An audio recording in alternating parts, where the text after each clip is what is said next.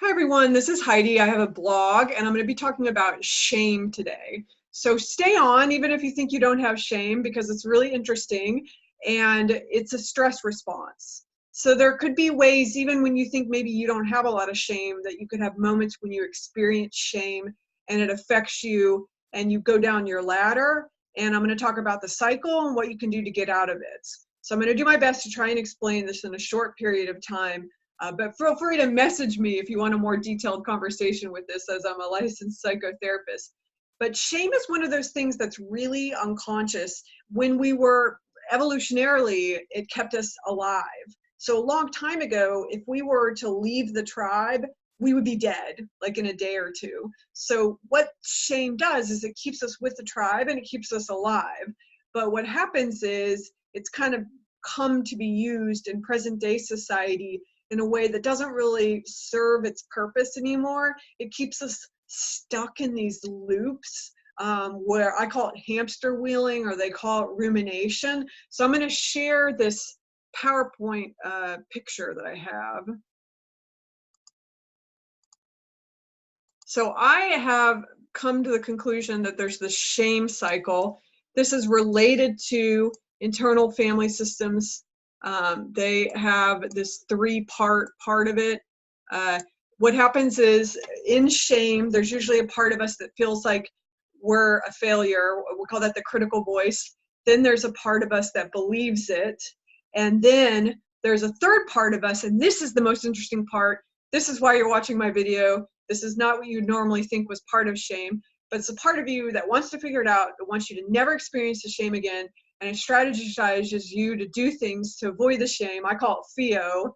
And the bottom line is that, ironically, this part ends up feeding the whole cycle of it all over again, even though you think that the behavior this time is going to get you out of it. So what I need to do is I need someone to give me an example so we can think of it. And I'll just name someone I know who gets a really loud critical voice and has to do with eating. So they have a really loud critical voice, and then they have this part of them that denies them certain things. And then it's almost like there's the figuring it out can be multiple different parts of you.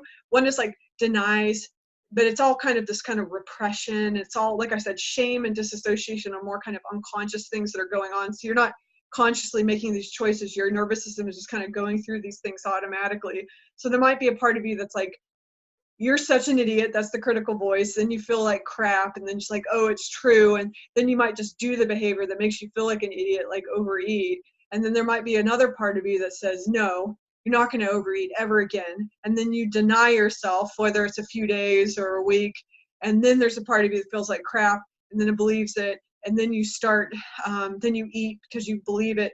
And then there's a part that denies. So there's a cycle to it. This is what I would say. There's a cycle. So anyone who's experiencing shame, and I know this may not be new information, what you want to do is I always say you want to be like Sherlock Holmes. You want to have a magnifying glass, and you want to break it down.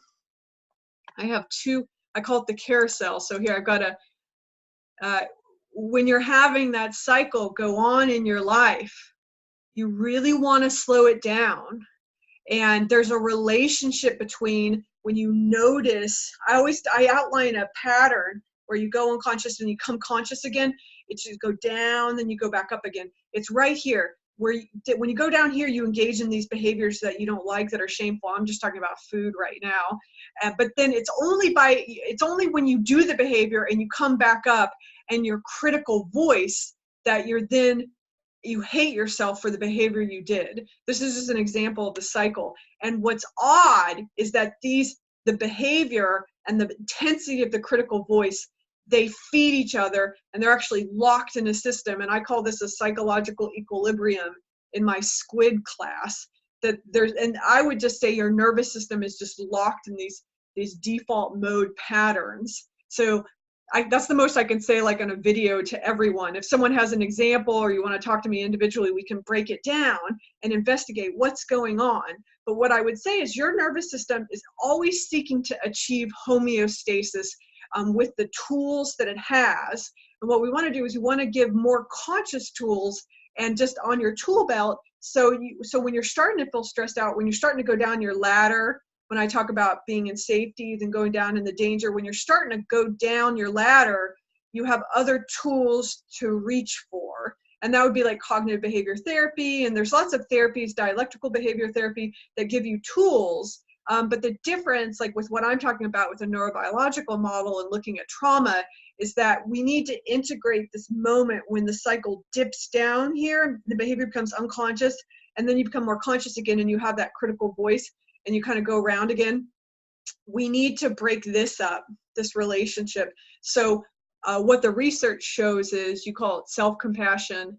It's the self-compassion, you call it filling the potholes of shame with self-compassion, and having other people give that to you. Usually in the beginning, we need to be co-regulated by someone else before we can give it to ourselves. So there was a lot of good information in today's talk. I will do more on it at another time, but this has been a lot to digest. So just share with me your thoughts, and I'll talk more about it another time.